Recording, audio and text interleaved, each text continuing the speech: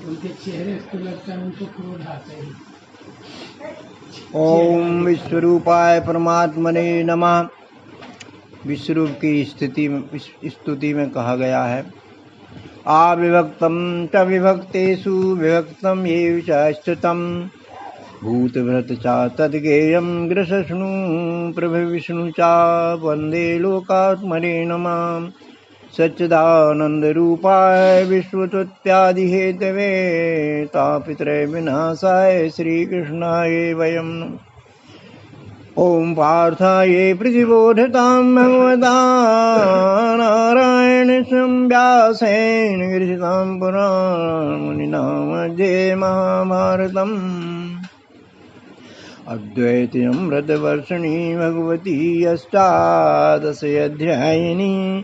हो मेरा निजिष्टमातु भगवत गीते भवदेशिणी। सर्वमंगलकारिणी सर्वसंशय निवारिणी सर्वार्थप्रदायिनी वशो मम हृदय। सज्जनों, अष्टम अवतारी श्री कृष्ण की वाणी गीता जी के सत्संग पर उपस्थित गीता प्रेमीजन, आपको शुभकामना अर्पित करता हूँ कि सद्गुरु भगवान कृष्ण का अपने शतशिष्य अर्जुन को दिया गया विश्वरूप दर्शन का आशीर्वाद आप सभी को भी मिल जाए और आपके मानस तन लिए हुए जीव का पूरा कल्याण हो जाए, उसकी संसारी भटकन पर अटकन लग जाए और जीव पूर्ण विश्राम अवस्था में चला जाए। बंधुओं, पिछली विवेचना के शेषांश स्वरूप प्रश्नोत्तरों को हम आज संक्षिप्त में लेते हैं। गीता के मुमुक्षु पात्र अर्जुन को प्राप्त दिव्य दृष्टि पर सम्यक विचार प्रस्तुत करते हैं। इस अध्याय 11 को पढ़कर समझकर हम मानस जन को उत्कंठा उठती है कि दिव्य दृष्टि क्या है, विश्वरूप परमात्मा दर्शन क्या है, कौन इस विश्वरूप दर्शन को करा सकता है और हम में कौन कौन सी योग्यताएं होना चाहिए जिनसे हम विश्वरूप परमात्मा का दर्शन कर सकें। ऐसे प्रश्न हमारे जिज्ञासु पाठकों को, श्रोताओं को महत्वपूर्ण हैं। इन सभी प्रश्नों का संक्षिप्त रूप में निराकरण करने की हम चेष्टा अपने शब्दों से करने का प्रयत्न करते हैं।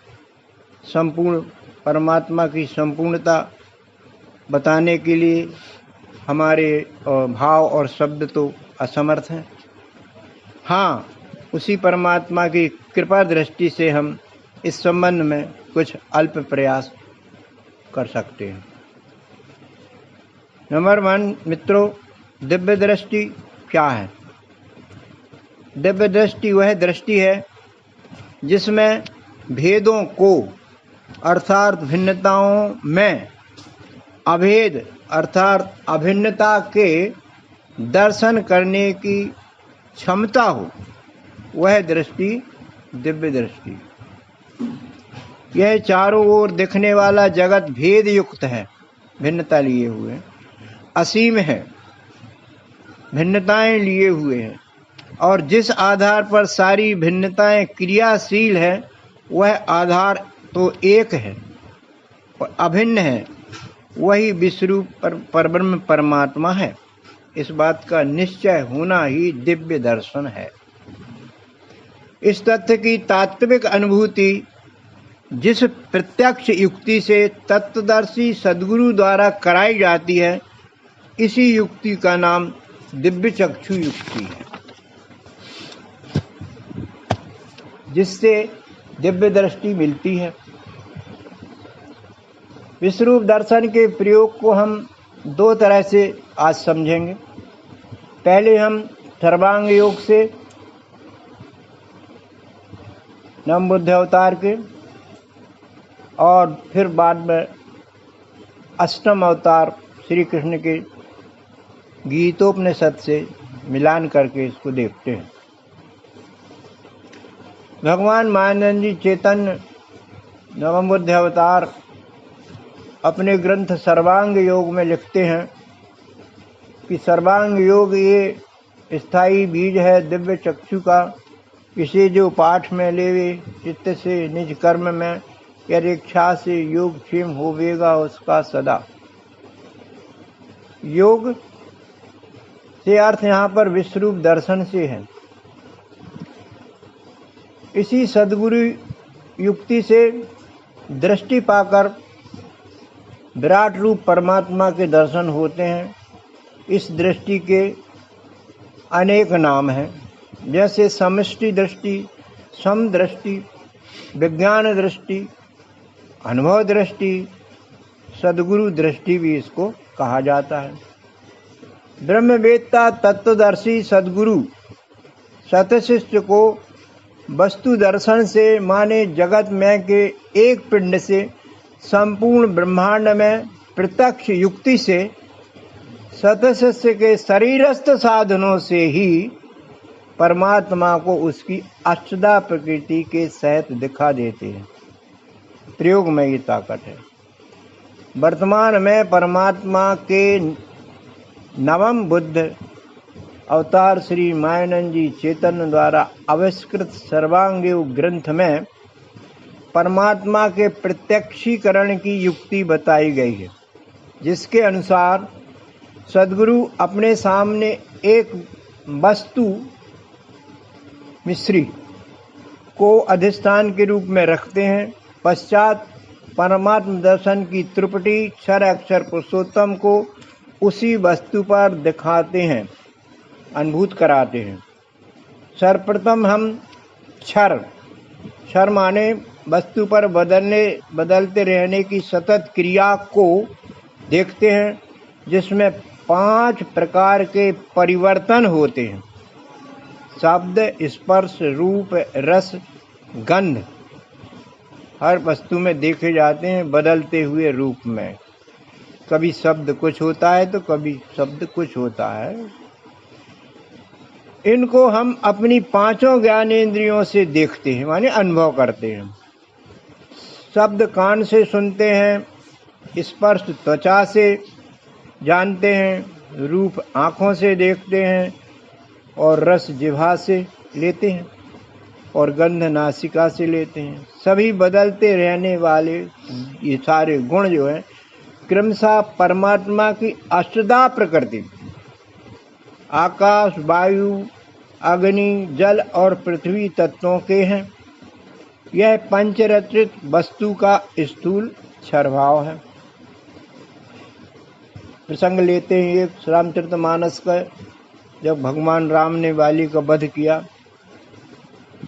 तो बाली की पत्नी तारा विलाप करती है, तो रामचंद्र जी समझाते हैं, कहते हैं छिति जल पावक गगन समीरा, पंच रचित यह अधम शरीर, प्रकट सो तनु तब आगे सोवा, जीव नित्य के ही लागी तुम्हें रोवा।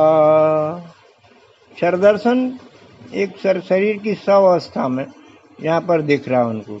उन्होंने जीव की जो बात कही है उसकी बात हम आगे अक्षर के रूप में लेंगे। तो दूसरा एक भाव और जो है शरदर्शन का है, वो थोड़ा सूक्ष्म है। वस्तु का सूक्ष्म क्षर भाव जो वस्तु में स्वयं पाए जाने वाले त्रिगुणों के रूप में रहता है, सतरज तम का है। इन तीनों को हमारी सूक्ष्म इंद्री मन के अनुभव से हम देख लेते हैं। इस तरह 5 तत्वों और त्रिगुणों की अष्टधा प्रकृति परमात्मा की देह है, जो जगत की विराट कही जाने वाली समस्त चराचर वस्तुएं ही हैं, जो स्थूल चर्म चक्षु से हम देखते हैं। बंधुओं, वस्तु पर एक अक्षर भाव भी है, देखा जाता है। वह यह कि वस्तु पर बदलावट की प्रक्रिया होते हुए भी कुछ तो रहता ही है। चाहे वस्तु को कितना ही बिगाड़ो सुधारो, फिर भी कुछ बना ही रहता है, अचल रूप से, स्थायी रूप से। इसी भाव को परमात्मा की अक्षर प्रकृति कहा जाता है। इस भाव को हमारी बुद्धि अनुभव में लेती है और अस्थि भांति और प्रीता की त्रिपुटी से देखती है, अनुभूत करती है। अस्थि माने है, इजनेस, जो रहता है सनातन। भांति यानी समझ में आता है दिमाग बुद्धि से। और प्रिय माने क्षर रूप से हर वस्तु प्रिय होती है। उपयोगिता की दृष्टि से विश्व की हर वस्तु काम की है, चाहे स्वर्ण हो चाहे कचरा हो, सभी कुछ ना कुछ काम का होता है क्षर दृष्टि। इस प्रकार वस्तु पर क्षर अक्षर की व्यवस्था स्वयंभू गति से सनातन से चली आ रही। इसे अनादि अनंत शाश्वत परब्रह्म भी कहते हैं। सारी वस्तुएं इसी परब्रह्म के अनेक रूप हैं। हाँ, कार्य व्यवहार करने के लिए जरूर हमने वस्तुओं के अलग अलग नाम दे रखे हैं। इस व्यवस्था को परमात्मा की त्रिपुटी का तीसरा पुट पुरुषोत्तम कहा जाता है, जिसमें क्षर अक्षर दोनों भाव समाहित हैं। यह भाव दोनों से श्रेष्ठ भी है, क्योंकि इसमें दोनों एक हो जाते हैं। बंधुओं, इस संक्षेपी प्रयोग से सद्गुरु सिद्ध कर देते हैं कि जगत की वस्तु ही माने कण कण ही विश्वरूप परमात्मा है, कण कण ही भगवान है। इस ब्रह्म दर्शन के तत्व ज्ञान को आत्मसात तो वही साधक कर पाता है जो इस त्रिपुटी पर खरा उतरता है, जिसमें मोक्ष इच्छा हो, संसारी जन्म मरण से मुक्त होने की प्रबल इच्छा हो, अर्थात वह मुमुक्षु हो, तीव्र जिज्ञासु हो। और ये नहीं है तो तत्व दर्शन जैसी उसमें नहीं पहुंच हो पाएगी। दूसरी बात, सद्गुरुत्व पाए। मुमुक्षु को तत्वदर्शी और ब्रह्मवेत्ता सद्गुरु मिले और उन पर श्रद्धा हो जाए, विश्वास हो जाए, समर्पण हो जाए, तो मोक्षुत्व भी संभव है। कबीर साहब ने गुरु शिष्य की बात कही है, कैसे होना चाहिए गुरु, कि गुरु को ऐसा चाहिए शिष्य से कुछ ना ले, और शिष्य को ऐसा चाहिए कि गुरु को सब कुछ दे। हो गया ना इधर उधर। एक जगह उन्होंने कहा, ब्रह्मवेत्ता वक्ता सुरति गुरु के लक्षण जान। 3 ब्रह्म वेत्ता है, ब्रह्म को अच्छी तरह यथार्थ रूप में पहचाने, पहचानने की शक्ति भी रखे। ब्रह्मवेत्ता, सद्गुरु होना बहुत जरूरी है। और उसमें वक्तत्व की कला हो, जानता है मगर बता नहीं पाता। सुरति करा दे हमारे निज स्वरूप की, कि हम शरीर नहीं, हम जीवात्मा हैं, इसका स्थायी ज्ञान करा दे। ऐसे गुरुओं को सद्गुरु की संज्ञा दी जाती है। बंधुओं, दिव्य दर्शन की इस व्यवस्था का अब हम गीता से मिलान करते हैं। अभी पूर्व में हमने नवम बुद्ध अवतार की बात कही। आप लोग भी भारत में आकर के, या भारत के हैं तो ओंकारेश्वर, खंडवा, मध्य प्रदेश के जिले में विज्ञानशाला केंद्र नाम से एक संस्थान है, जहाँ विज्ञान, जिसको विज्ञानशाला कहते हैं, वहाँ का साहित्य वहीं देख सकते हैं आप। और सर्वांग योग छोटी सी पुस्तिका है, उसको आप अध्ययन करेंगे तो आपको समझ में आ जाएगा कि कण कण में भगवान कैसे हैं। प्रैक्टिकल विज्ञान का जिस तरह हर वस्तु को सिद्ध करता है, ऐसे ही ये प्रैक्टिकल वस्तु ही परमात्मा है, ये सिद्ध किया जाता है। और अनेक केंद्र भी हैं। वर्तमान में नरसिंहपुर जिले के कोटेगांव केंद्र में भी हमारा सत्संग चलता है, जिसमें विज्ञानशाला की साहित्य को उद्घाटित किया जाता है और नित्य आनंद लिया जाता है। तो बंधुओं, परमात्म दर्शन के ज्ञान और विज्ञान की व्यवस्था किस प्रकार है, अध्याय 11 में स्पष्ट नहीं की है, किंतु अन्य अध्यायों में यह व्यवस्था हमें अवश्य देखने को मिल जाती है, जिनमें अध्याय 7 और अध्याय 15 को विशेष रूप से हम परिचय में ले सकते हैं। भगवान पात्र शिष्य जिज्ञासु अर्जुन के प्रति कहते हैं, 7वें अध्याय का ये श्लोक है, ज्ञानम तेहम सा विज्ञानम इदम बक्ष्यामि अशेषता यत ज्ञात्वा नैहि भूया अन्यत् ज्ञातव्यम अवशिष्यते। अर्जुन को आत्मदर्शन कराते हुए भगवान कहते हैं कि मैं तू पात्र है इसलिए ऐसा ज्ञान देता हूँ, उसका विज्ञान भी देता हूँ, विज्ञान भी कराने की युक्ति देता हूँ, जिसको जान करके तुझे अन्य ज्ञान जानने की आवश्यकता नहीं पड़ेगी। ऐसा ये ज्ञान परमात्मा ज्ञान है, आत्मज्ञान है। इसको तू ध्यान से सुन समझ। तो बंधुओं, जीव का सबसे बड़ा ज्ञान तो अपने निज मूल स्वरूप को जानना ही है और उसको पाना ही भी है। इसी अध्याय में परमात्मा की देह और उन देही से भगवान ने हमें परिचित भी कराया है। देह दर्शन कराई है 7वें अध्याय के 8वें श्लोक में। परमात्मा की देह और हमारी देह में अंतर नहीं। जो हमारी देह बनी है वही ये विश्वरूप परमात्मा की देह है। श्लोक कहता है 7वें अध्याय का कि भूमि आपा अनला वायु खम मनो बुद्धि एवं अहंकार में भिन्ना प्रकृति अष्टदा। पृथ्वी जल अग्नि वायु आकाश सत रज तम, ये 3 जो हैं गुण, इस तरह भगवान कहते हैं ये मेरी देह की अष्टदा प्रकृति है, यह मेरी योनि है, ये मुझसे ही। 14वां अध्याय का 3रा श्लोक कहता है कि ये महत्व ब्रह्म भी है। तो भगवान ही अपने मुख से कहते हैं कि ये मम योनि महत्व ब्रह्म तस्मिन् गर्भम दधाम्यम संभवा सर्वभूतानि ततो भवति भारत। इसी मेरी योनि में मेरा ही गर्भ संस्थापन होता है, पश्चात उत्पत्तियां होती हैं। चतुर्विध खानियों के रूप में ये उत्पत्तियां हुई हैं। उत्पत्तियों के पश्चात स्थिति बनती है और लय भी होती है। इस तरह से ये उत्पत्ति स्थिति लय की क्रियाएं भी जो है भूतों में होती हैं। हम भी उनमें से एक भूत हैं। हमारी ये माता हुई, अष्टदा प्रकृति हमारी माता हुई। अब आत्मदर्शन से संबंधित अगला श्लोक 9वां है 7वें अध्याय का। अपरायम यथा तु अन्याम प्रकृति विद्धि में पराम जीवभूता महाबाहु येदम धारिते जगत। यहाँ पर कहते हैं भगवान कि इस अपरा प्रकृति, क्षर प्रकृति जो अष्टदा है, उससे अतिरिक्त एक सुपर प्रकृति भी है मेरी, जिससे ये सारे चराचर जगत के संसार के प्राणियों को धारण किया जाता है, जिसके आधार पर प्राणियों की उत्पत्ति स्थिति लय का चक्राकार चलता है। परंतु परमात्मा की अक्षर रूपी धुरी यथावत रहती है। ये मेरी देही है मेरा, मतलब परमात्मा का अक्षर भाव यहाँ पर बताया गया है। सद्गुरु स्वरूप भगवान कृष्ण परम भाव विश्वरूप भाव से अर्जुन को अपनी महत्वपूर्ण योनि के गुणों की यहाँ चर्चा करते हैं। कहते हैं कि मेरी अष्टदा प्रकृति में 3 गुण भी हैं।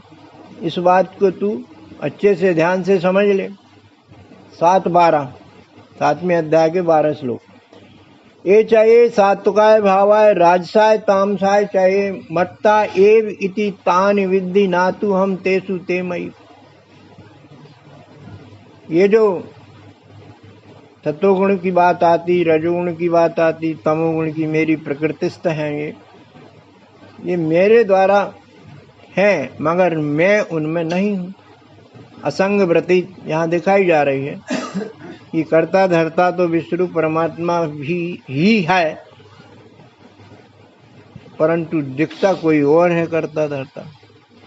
ऐसा उसका एक अलौकिक आनंद है। देखें, अर्थात प्रत्येक वस्तु पर 3 भाव, अच्छा बुरा मिश्र स्वयं से है। हम भी, हमारा शरीर भी एक वस्तु है। हम में भी, हमारे मन से हम 3 भावों को जान लेते हैं कि कौन वस्तु कैसी है, कौन अच्छी है, कौन बुरी लगती है। भगवान ने अपने समग्र स्वरूप की विधि को 7:30 में कह दिया है। इसमें श्लोक 7वां अध्याय संक्षेप में बताया कि साधिभूत अधिदेवम माम साधियज्ञम चये विदु प्रयाण काले चापि माम ते बुधु युक्त चेतसा। साधिभूत क्षर भाव बदलने वाला, अधिदेवम अक्षर भाव ना बदल वाला, साधियज्ञम दोनों के संयुक्त रूप पुरुषोत्तम भाव। इस प्रकार वस्तु को इस त्रिपुटी से जो देखते हैं मेरे जिज्ञासु साधक, वो प्रयाण काले चापि मामते, जीवन रहते मुझे जान सकते हैं और पा सकते हैं। अर्थात जो वस्तु के अबदल रूप पर उसका ही बदल स्वरूप पुरुषोत्तम मतलब वस्तु नाम पर देखते हैं, वो मुझे यथार्थ में जान लेते हैं। अध्याय 13 पे चलें, उसमें 23वें में क्या बिंदु दर्शाया संक्षेप में भगवान ने कहा कि यह एवं वेत्ति पुरुषा प्रकृतिम च गुणेश सर्वथा वर्तमानो अपि न स भूयो अभिजायते। जो मुझे क्षर अक्षर त्रिगुणों के साथ देखता है, समझता है, मेरे विन्यास को सब कार्य करता हुआ भी भगवान कहते हैं तो पुनर्जन्म का कष्ट नहीं सहना पड़ेगा। अर्थात जो साधक सद्गुरु की शरण पकड़कर मुझे तत्व रूप से प्रत्यक्षता देखकर अनुभव कर लेता है, तस्य पुनर्जन्म न विद्यते। 4:36 में बात आई है। भगवान कहते हैं इस तत्व दर्शन के अधिकारी सब हैं। कोई अपने को समझे कि भाई मैंने तो जीवन में कोई पुण्य कर्म नहीं करे हैं, तो भगवान कहते हैं कोई चिंता की बात नहीं है, तुम भी आ जाओ, मेरा दरबार तुम्हारे लिए भी खुला है। अध्याय 4 का 36वां श्लोक कहता है अपि चेत पापेभ्यो सर्वेभ्यो पाप कृतम सर्वज्ञान प्लवने वृजनम संतरस्यति। पापी से भी पापी, महान पापी, वो भी आ जाए इस तत्व ज्ञान के क्षेत्र में, टिक जाए, तो भगवान गारंटी लेते हैं कि इस समुद्र संसार समुद्र से निश्चित रूप से विज्ञान की नौका में बैठ करके पार हो सकता है।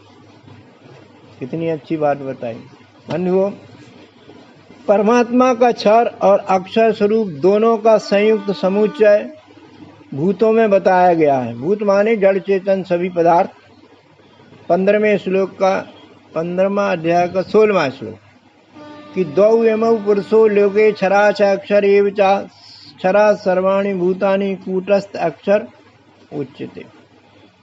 दो पुरुष हैं, एक क्षर पुरुष, एक अक्षर पुरुष। क्षर पुरुष से समस्त प्राणियों के, जड़ चेतन प्राणियों के शरीर बने हैं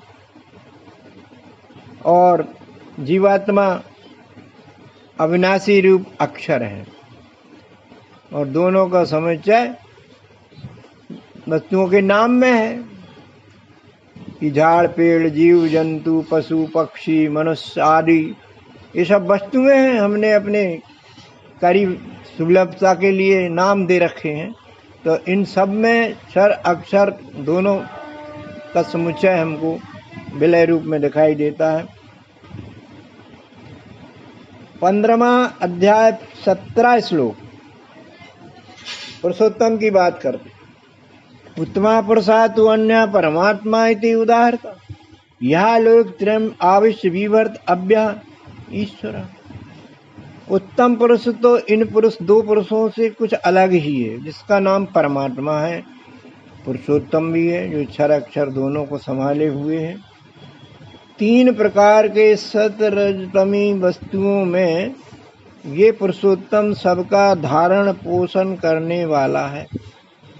अविनाशी ईश्वर का पुरुषोत्तम रूप है, अर्थात वस्तु पर का बदलने वाला उसका स्वरूप क्षर ब्रह्म कहलाता है, और वस्तु पर ना बदल रूप वस्तु का अक्षर रूप पर ब्रह्म कहलाता है। तथा वस्तु के दोनों रूप और स्वरूप विभाग पूर्ण ब्रह्म कहलाते हैं। ये परमात्मा के तीनों रूप एक ही वस्तु का बोध कराते हैं, इसलिए जगत की प्रत्येक वस्तु परमात्मा सिद्ध होती है। मित्रों, इसी प्रकार परमात्मा के रूप स्वरूप के दर्शन की दृष्टि को दिव्य दृष्टि कहा जाता है। इसी दृष्टि से परमात्मा के यथार्थ दर्शन किए जाते हैं और कोई अन्य विधि नहीं है। सद्गुरु श्री कृष्ण से इसी तरह अर्जुन ने परमात्मा का विश्व स्थित विराट रूप देखा था। कुछ इस तरह देखा जो व्यास देव ने अध्याय 11 के श्लोक 16 में लिख दिया।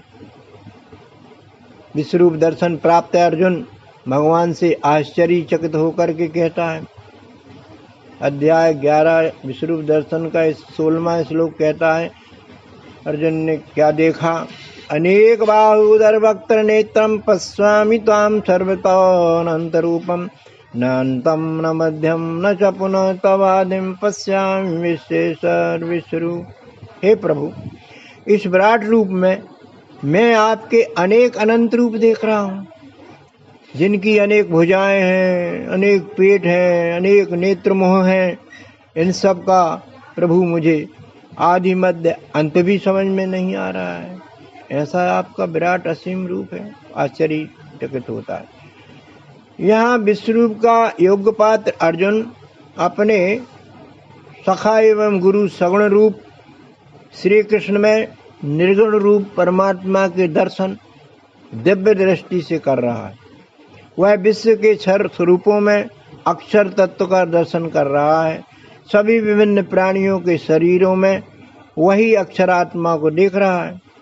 उसे विश्व की एक ही देह में सारी भिन्नताएं एक साथ दिख रही हैं। कैसे? जैसे तुलसी कह देते हैं, तुलसी की चौपाई में कहते हैं कि फूले कमल सोहे सर कैसे, निर्गुण ब्रह्म सगुण में जैसे। अर्थात कमल तालाब में ऐसे ही निर्लेपी भाव से खिलता हुआ दिखता है, इसी प्रकार से सगुण ब्रह्म में ही निर्गुण को समझा जा सकता है। निर्लेपी रूप भी उसका समझा जा सकता है। अर्जुन सगुण द्विभीजी श्री कृष्ण में निर्गुण निराकार अक्षर विश्वरूप ब्रह्म की अनुभूति कर रहा है। इसलिए अचंभित होकर के अर्जुन नमस्कार कर रहा है। उसका नमस्कार सर्वरूप विश्वरूप परमात्मा को ही जा रहा है। व्यासदेव लिखते हैं 11वें अध्याय एक मतलब 40वें श्लोक में, नमः पुरुषात् तत्पृष्ठता ते नमः अस्तुते सर्वता एव सर्व अनंत वीर अमित विक्रमा त्वं सर्वं समाप्नोति तथा असि सर्व। भावार्थ यहाँ पर ये आता है कि हे सर्वरूप, इस विराट विश्व के स्वामी आप सर्वव्यापी हैं, अनंत वीर्यवान हैं, पराक्रमी हैं। मैं आपको सब तरह से नमस्कार करता हूँ। तुलसी इनकी व्यापकता को अपनी चौपाई में रामचरितमानस में लिख देते हैं। क्या लिख देते हैं कि व्यापक व्याप्य अखंड अनंता अखिल अमोघ शक्ति भगवंता। व्यापक है वो, सब में है, सब में कण कण में है, अखंड रूप से है, सनातन है, अनंत रूप वाला है, संपूर्ण है और अचूक शक्ति वाला है। वो भगवान विश्वरूप परमात्मा भी है, वो सब जगह है। ऐसा स्थान नहीं जहाँ उसका स्वरूप फैला ना हो। कबीर साहब कहते हैं कि देखो ऐसा ठोर कहीं है, वह तेजो में जहाँ नहीं, कहीं नहीं मिलेगा। कण कण में, स्थान स्थान में वो समाया हुआ है। सद्गुरु भगवान कृष्ण विश्वरूप दर्शन की यथार्थ विधि का वर्णन करते हैं 11वें अध्याय के 48वें श्लोक में, और हमारे कई भ्रम मिटा देते हैं, कई मानंदिय मिटा देते हैं भगवान प्राप्ति का आनंद लेने का। बहुत अच्छा श्लोक है, 48वां स्वागत है। न वेद यज्ञ अध्ययन न दान न च क्रिया भी तपो भी उग्रही एवं रूपा शक्या अहम नृलोके त्वत् अन्यन कुरु प्रवीण, कुरु प्रवीण। भावार्थ लेते हैं अपन। भगवान मानन्य जी इस श्लोक की बात को सरलार्थ देते हुए लिख देते हैं। क्या कहते हैं अनुष्टुप छंद में? ना वेद सीखे नहीं ज्ञान यज्ञ से, नहीं क्रिया से नहीं उग्र तापों से, ये रूप तेरे बिन अन्न मेरा यहाँ नरों में नहीं देख सकता। भावार्थ है कि अर्जुन सुन, ये मुझ परमात्मा का विश्वरूप का दर्शन जीव बुद्धि धारण करने वाले कोई भी मनुष्य को नहीं हो सकता। इसके लिए आत्मबुद्धि, स्थित प्रज्ञ बुद्धि चाहिए। और एक बात ये भी नहीं है कि ऐसा दर्शन वेदों के अध्ययन से भी नहीं, ना ही यज्ञ दान आदि कर्म करके, और ना ही कठिन तपाचरण करके हो सकता। किसी भी प्रकार से नहीं हो सकता। दिव्य चक्षु की प्राप्ति होना इसके लिए अनिवार्य शर्त है।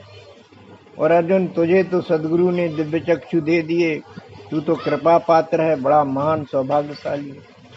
बंधुओं, इस प्रकार विश्वरूप दर्शन जो अर्जुन ने देखा किसी भी अन्य उपायों से संभव नहीं है। इसी बात को दृढ़ता से आगामी श्लोक 94 में भगवान कहते हैं कि भक्त्या तु अनन्या शक्य अहम ये विधा अर्जुन ज्ञातुम दृष्टुम चा तत्तेन प्रविष्टुम चा परम तप। इसी भाव को सरल करके भगवान मायानंद जी अपनी अनुष्टुप छंद में लिखते हैं कि अनन्य योग द्वारा ही तत्वता इस प्रकार में जानने देखने वैसे मिलने पार्थ योग हूँ। अर्थ यह है कि हे पार्थ, केवल अनन्य योग माने दिव्य चक्षु द्वारा तत्वता देखने पर पता चलता है कि पिंड से ब्रह्मांड की रचना एक ही है। पिंड पर होने वाले 3 भाव, क्षराक्षर और पुरुषोत्तम, सारे ब्रह्मांड में दिव्य दृष्टि युक्ति से समान दिखाई देते हैं। इस बात को जान लेना, देख लेना और उसमें मिल जाना तेरा संभव है। तभी तुझे मैं ही संपूर्ण विश्व हूँ का बोध पक्का होगा। तभी विश्व की सेवा आत्मभाव से कर सकेगा। संसार में होने वाला द्वैत भाव तो स्वतः ही समाप्त हो जाएगा। भगवान सद्गुरु रूप श्री कृष्ण अध्याय 11 के अंतिम श्लोक में अर्जुन के साथ ही हम सभी गीता प्रेमियों को परमात्म प्राप्ति जीवन रहते परम आनंद के रूप में ब्रह्म का अनुभव अत्यंत ही सरल सहज व्यवहारिक उपाय बताते। महामुनि व्यासदेव लिख देते हैं 55वां श्लोक अध्याय 11 विश्वरूप दर्शन। मत कर्म कृत मत परमो मत भक्ता संग वर्जिता निर्वैरा सर्वभूतेषु यह सा मामेति पांडवा। बहुत सरल उपाय है। कोई वेद यज्ञ अध्ययन तप वगैरह नहीं करना है, संन्यास ग्रहण नहीं करना है, अपने कर्म आरूढ़ी पर सुधारना है। इसमें ये कहा गया जो भक्त भगवान के विश्वरूप चराचर जगत के लिए ही अपने सब कर्म फलों को अर्पित करके पश्चात में ग्रहण करता है। और क्या करता है? जो भक्त शरीर, स्त्री, पुत्र, घर, धन, मान आदि जितने भी भोग्य पदार्थ हैं उनको अनासक्त भाव से सेवन करता है, मना नहीं, सेवन करता है, कर्तव्य भाव से इनके साथ व्यवहार करता है, विराट रूप कहे जाने वाले परमेश्वर पर ही टिक जाता है। गारंटी दी कर्म आरूढ़ी से। ऐसा मेरा भक्त सर्व रूप से निर्वैर अर्थात प्रेम भाव का व्यवहार करने लगता है और अपने स्वभाव जन्य वर्ण कर्म से विश्व की सेवा करने लगता है। ऐसे भक्त ने मुझे ही प्राप्त कर लिया है, ऐसा ही मान्य करना श्रेष्ठ है। हम भी इस बात का ध्यान रखें। शंकर जी पार्वती जी सत्संग में भगवान शिव ने बहुत अच्छी बात कही। क्या बात कही उन्होंने?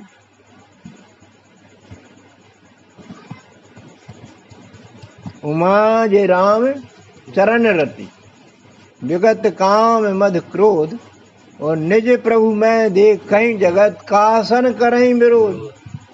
मानंद जी का भाव थोड़ा सा इसमें संशोधन मारता है। युमाज राम चरण रति विगत काम मद क्रोध, निज मुझ में देखहीं जगत फिर कासन करहीं विरोध। सियावर रामचंद्र की। अब विश्राम लेते हैं। धन्यवाद श्रोता बंधु। हमने विश्वरूप परमात्मा का वस्तु रूप में दर्शन किया, संक्षेप में किया है। ये प्रयोग प्रत्यक्षता आप लोगों को तो सद्गुरु सानिध्य से देखने को मिल सकता है। यहाँ तो शाब्दिक रूप से मैंने बहुत प्रयास किया है कि इस परमात्मा दर्शन के प्रयोग को प्रस्तुत कर सकूं। इसके लिए आपको धन्यवाद देता हूँ। बोलो सद्गुरु भगवान की जय, विष्णु परमात्मा की जय, सनातन धर्म की जय। ओम शांति।